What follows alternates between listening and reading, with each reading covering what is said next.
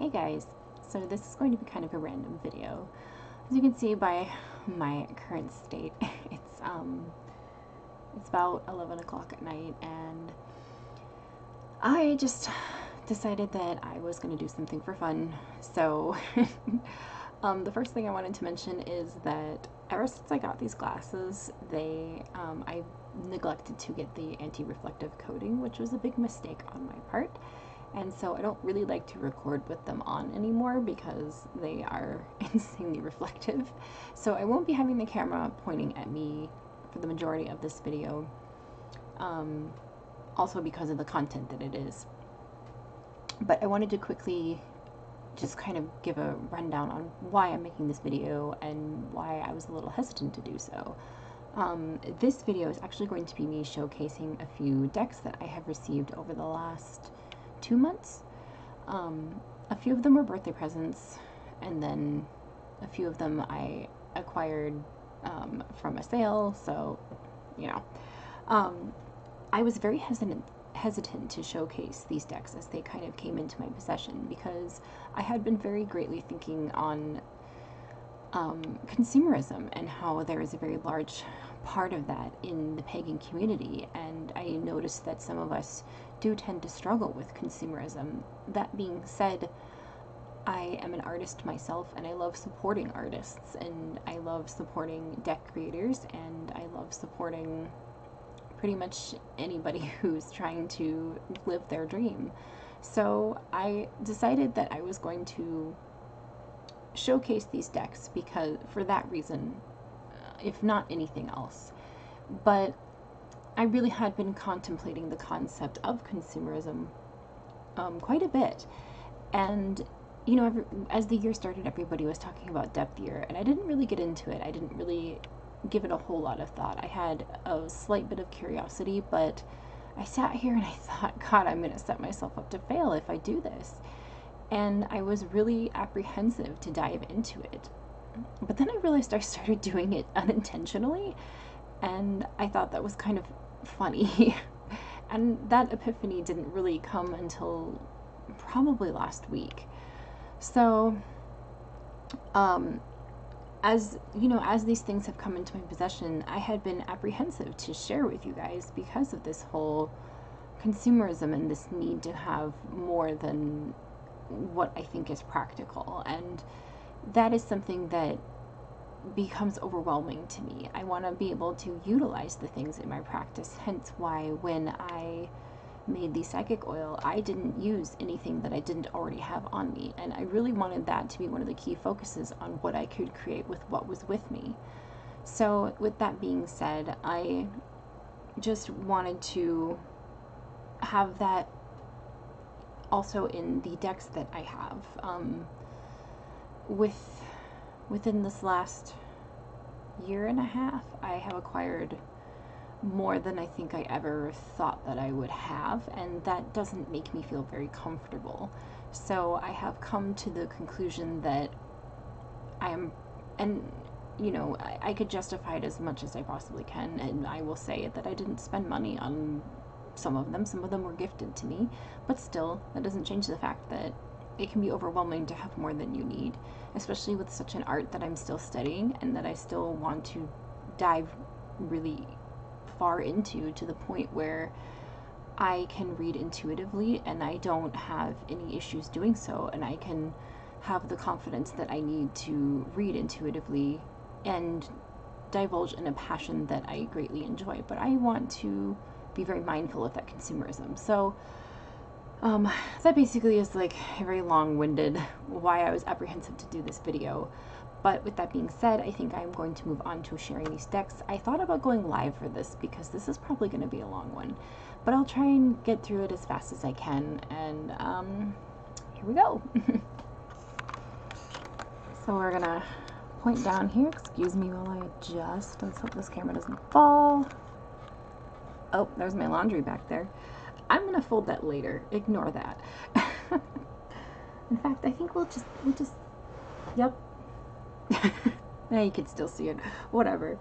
So, first things, I'm gonna just kind of organize in the way that I want to share these and kind of how I came about them, and also my purposes for them. So these two decks I actually ordered from Hay House because they were having a sale, and so I think I paid about like probably $8 a deck. So I've been very curious about this one for quite some time. Actually, probably, I want to say since about like April of last year, I was very curious about this one. So I figured it was a good opportunity. This deck, when I first initially saw it, I was very put off by it. I did not really have much interest in it. I thought the artwork was beautiful, but I didn't have much intention to it, mostly because I'm not really a person who enjoys anything angelic, and so that was what put me off by it. I quite literally judged the deck by its cover. And then Brittany from Palm Tree Bewitchery acquired this and did a walkthrough, and I was completely taken by this deck. So I decided to take advantage of their sale and order two things that I was very interested in picking up. And so we're going to go through these first, and then we'll kind of move on to the others that I have here. First, I'm going to start with Angels and Ancestors, and as you guys know, I don't do full walkthroughs on my channel. I like to leave some mystery to each deck. So if you guys decide to purchase the deck, then some of the cards won't be revealed to you until you're having that moment where you're flipping through them yourselves. I personally love that moment, and so when I watch walkthroughs, it's very rare that I watch the whole thing. So this one was one of the ones I did, though, especially because I was so on the fence with it. So this is Angels and Ancestors by Kyle Gray, and it has some beautiful inscriptions on the inside of the box. It says, "Guardians of the Four Corners, Mother in the earth, Father in the sky, angels, ancestors, sacred ones, I call on you and welcome you here now." And then on the back, on the bottom of the box on the inside, it has kind of another one for basically concluding your reading. "I set the intention that whatever is gained from the lessons learned from this tool will be dedicated to growth of all beings in all places." I really like these because they're very like generalized, and I felt very comforted from that. So this is a beautiful deck, and it's very, very diverse. It's very multicultural. I think that's something that really was what drew me to it. Is I wanted something to have that element in with my deck, something that I could work with that was very well-rounded. And the angels in it are actually called guardians, so I really like that as well. This is the card that I drew today, actually, because I just started working with this deck about a couple days ago. It's the wise one, and it says, "Grow within your current situation." And the cool part is that most of these are spiritual beings too. So you'll have like the warrior, or Father Sky. And this has one of the greatest depictions of Jesus in here too, which I actually really liked. There's the Oracle, the Shaolin Master, the Shaman, the Seer. The artwork I really enjoyed. Lily Moses is the artist. And then they have these, this is another suit, which is basically, there are arrows, and then there are, I think there's like mountains and moon phases a little bit in here too, which I really liked. That was a nice touch, kind of that more earthy, natural energy. See, here's the moon. And then the drum, this is from that suit as well. There's the druid. The lady, the Lord is also in here as well, so you have some of that Wiccan imagery. Here's the image of Jesus, and I liked how it said great teacher, because that's what he was, and I really liked that depiction. Here's one of the angels, or what Kyle Gray refers to them as, guardians, which I actually really liked much better than the term angel, because the term angel, I don't know, I have like a knee-jerk like reaction to it. But I really did enjoy his depiction of the angelic beings in this deck. It was not off-putting to me at all. It was actually very intriguing.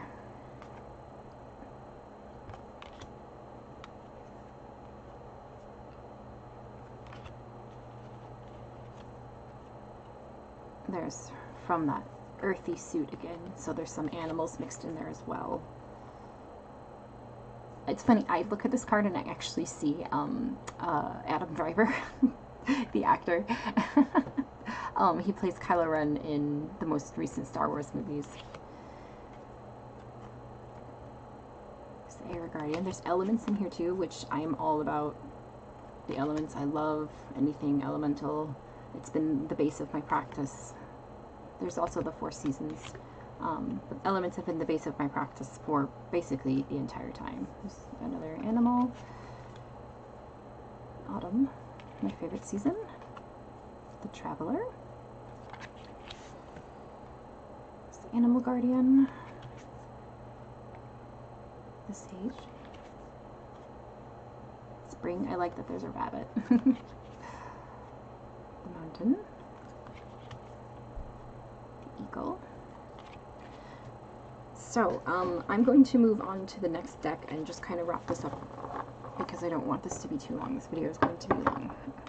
So, sorry guys. But my intention for this deck was to work with, like I said, have a very well-rounded deck with a multicultural experience. The other intention that I had for this deck was to maybe do some soul work and past life work. I feel that this deck would be really fantastic for that. So I'm really excited to kind of dive into that right now. I'm doing daily pulls with it as to familiarize myself with it. I have certain intents for certain decks, but usually when I receive them, I do daily pulls for a while so I can get familiarized with it. So that's Angels and Ancestors by Kyle Gray. I did not put the guidebook away. For the record, the guidebook is really fantastic as well. But I'm not going to get too into it because I have other things to show. So this is Moonology by Yasmin Boland, and the artwork is by Nynx Rowan. Okay. This deck I was very interested in for quite some time. I love this. I am a moon baby. As you guys know, I absolutely love the moon. Again, it has been another base of my practice for basically the entire time I have been a practicing witch and a practicing pagan. What sparked it specifically in my practice was a book that I read called Moon Spells by Diane Earthquist, I think is how you say her last name. That book is fantastic. It's still in print. I highly recommend it. I loved it so much. I really absorbed it when I was younger. I think I read through when I was like 18. So I really wanted, I have Queen of the Moon Oracle by Stacey DeMarco, and I absolutely love that deck. I worked with it for the last month, and it's just fantastic. But I really liked this one because this one has some astrological aspects to it as well. So I thought that was fantastic, and I really wanted to pick it up. And the artwork is just so pretty. So here you see New Moon in Capricorn. Grabbing to it once. New Moon in Libra. No, New Moon in Sagittarius. I should know I don't know why I said Libra. And then it's got the South Node, full moon in Gemini. So each of the the 12 signs have a full moon card and a new moon card in their signs. New moon in Aries. We are now in Aries season for the sun. And then this is the super moon. The super moon is also in Queen of the Moon Oracle as well. New moon in Taurus. New moon in Pisces. I'm gonna just see really quick because I kind of want to get past. Okay, here we go. And new moon eclipse. And there's some more astrological, but I'm trying to do This one I loved because I'm an Aquarius. Show the world the real you. Full moon in Aquarius. I'm trying to showcase a little bit more of the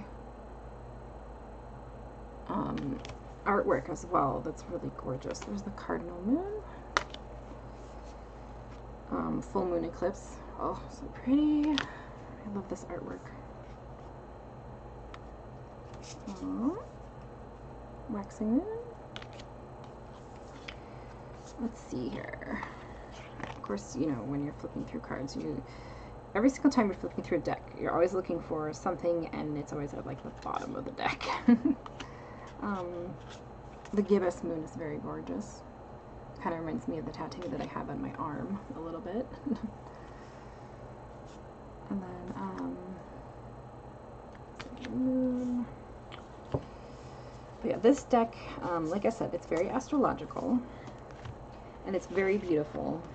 And this one, I have every intent on working with this one to just work with the lunar cycles and to kind of, you know, even brush up on it a little bit, as it's been something that's been there for my practice forever. Sometimes it's nice to go back to the things that you're familiar with. They are your root, you know.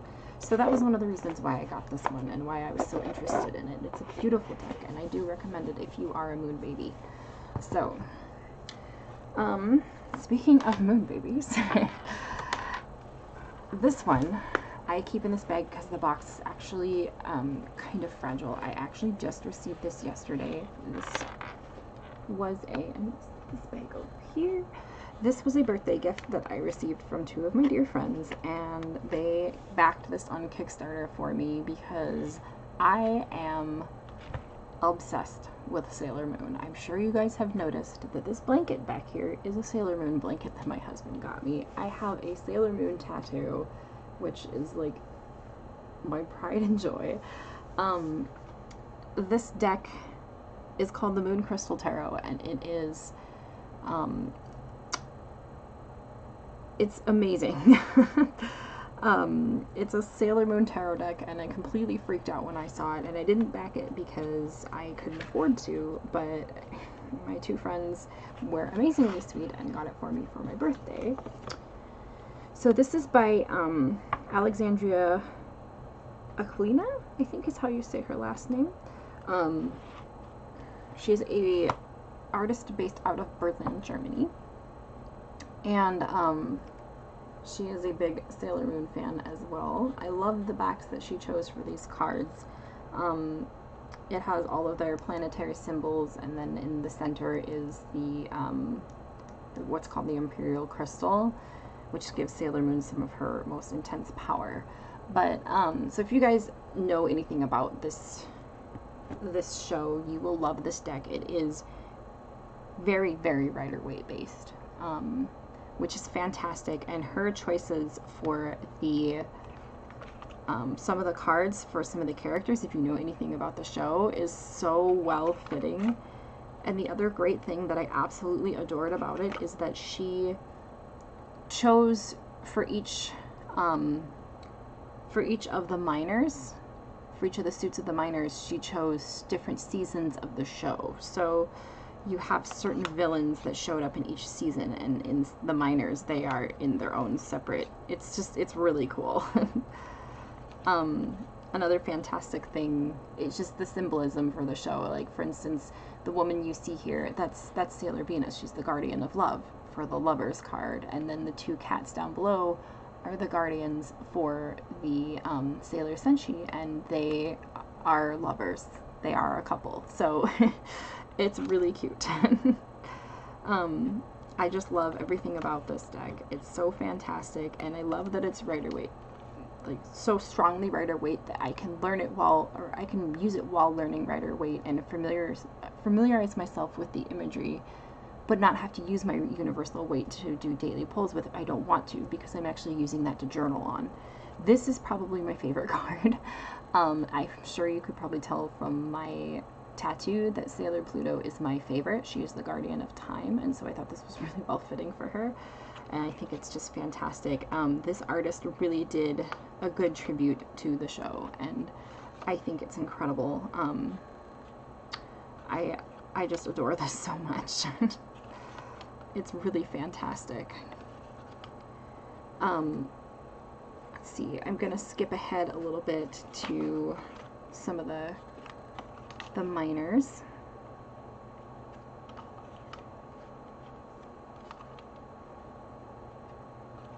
Now the one thing I will say about this deck is that it is not, the cardstock is really solid. The box is kind of fragile, which made me nervous because it's so beautiful, and I don't want it to get roughed up over time, but it feels very much like a US Games box. So I'm going to try and take good care of it as much as I can. But it's a fantastic deck. And the court cards are amazing too. They feature some of the main characters in different forms. The aces are amazing as well. To really understand this deck, you're gonna have to be a fan of the show. So if I have any Sailor Moon fans as my subs, you guys will know exactly what this is, and you will love it just as much as I do if you are that much of a nerd like I am. But yes, I am an absolute Sailor Moon nerd, and this is just an amazing deck. It really is. And it is Rider weight, like so much Rider weight. It's amazing. So she did a fantastic job, and I cannot gush over this enough. I could spend an entire video gushing over this, and I almost did, but I wanted to kind of show you guys, you know, talk about the other decks. So this one was really more of a fun deck. It was a purchase that my friends made because they knew that I would completely freak out over it, and they were right. So I love it. I love it so much, and they are so good to me. So this one is another one that was actually gifted to me by another good friend of mine. She just didn't resonate with it, and I really, really enjoyed the artwork. This is another Stacey DeMarco deck. The only other deck I have plans to get this year is another Stacey DeMarco deck, which is the Halloween Oracle, and I want to use that for spirit work. But this one specifically I really liked because the artwork is very reminiscent of comic book, and I love comics. So I really liked that. I like how fierce every deity or every feminine archetype in this deck look. They are just, I personally think that they are very well depicted for the most part, especially for just how fierce they are. Stacey DeMarco's decks, though, her cardstock, it's always very, very glossy. So that's one thing that's kind of hard for me because I'm kind of picky about that. But especially when I have like a ring light and stuff going on, it's hard to showcase them, but that's okay. This is my girl Freya on the top there. Here's the Valkyries. Oh, I love it. Even Aphrodite. Like, you'd think a soft, sensual goddess wouldn't look so fierce, but she just does. It's amazing. Or Bridget? Like, I just love this. Hera, like, she looks so fierce. Helen of Troy.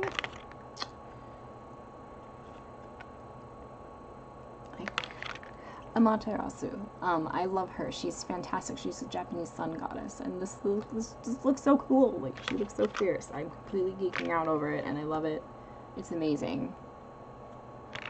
There's even Gaia. Like, look at Gaia. She looks amazing. I love her expression. Baba Yaga.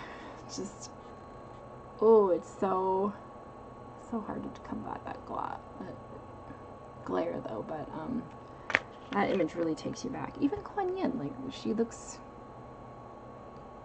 like, Kuan Yin is the goddess of compassion, and here it looks like you just don't want to mess with her. Let's see if I can find, oh, Hecate is gorgeous too. Or Bodicea.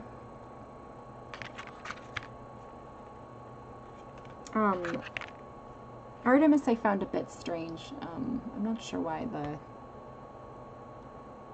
Something about her just seemed odd to me, but either way, I still think it's a great image.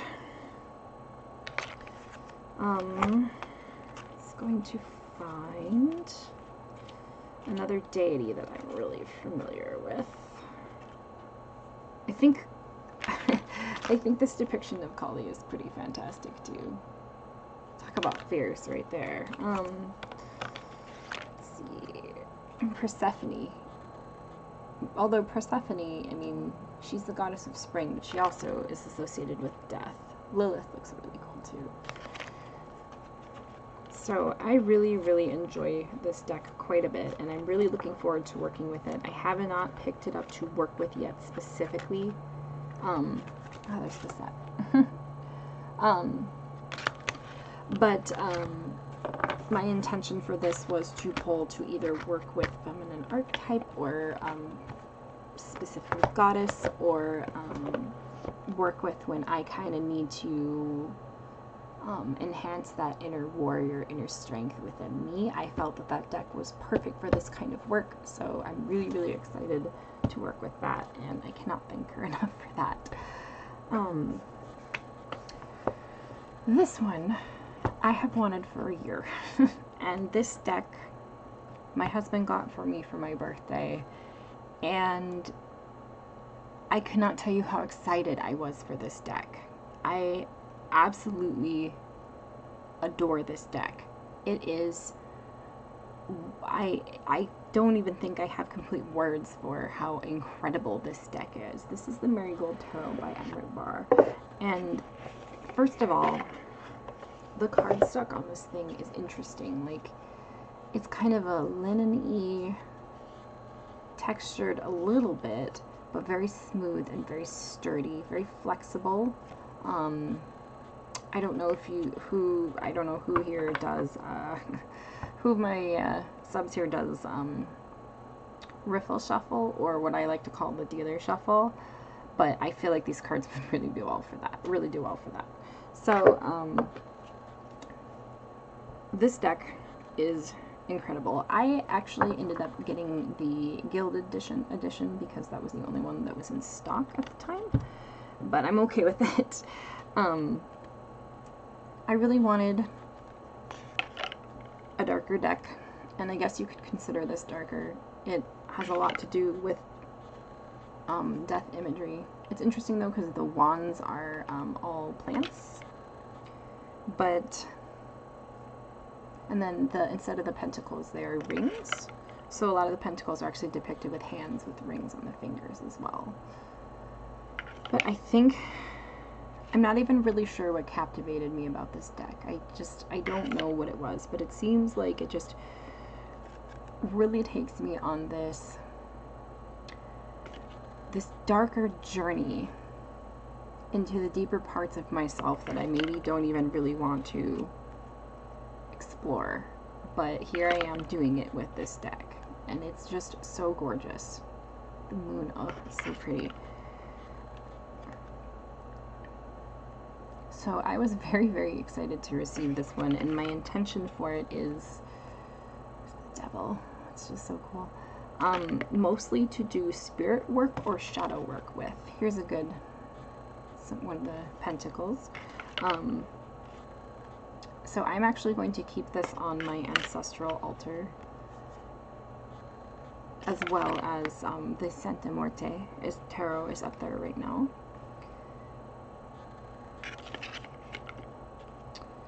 And see, the cups are depicted by skulls. There's a lot of very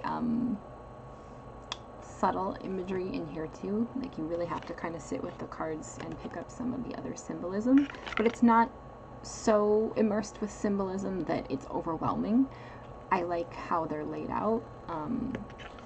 It's just a beautiful, beautiful deck, and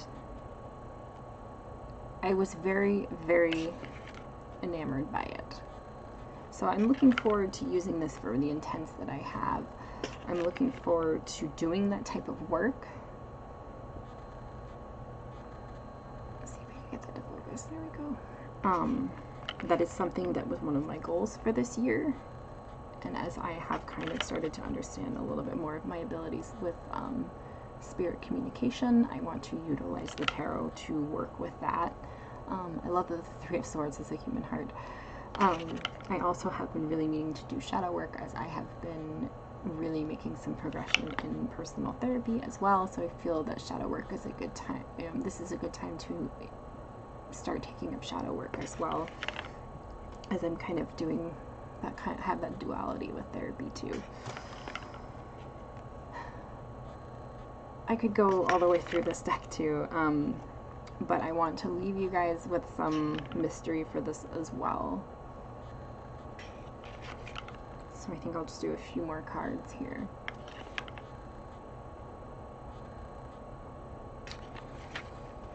So yes, that is the Marigold Tarot by Marigold, and it is incredible. I just love it. I really do. This deck is just amazing, and I don't even think I have the proper words for it.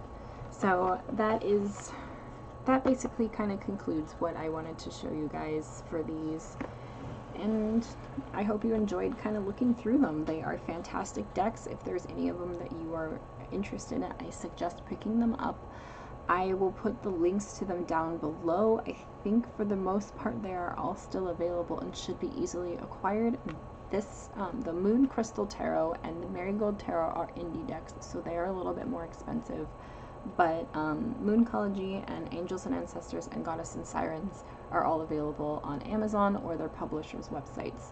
So that's it. I'm sorry this one was kind of long, but I hope you guys enjoyed it. Blessed be.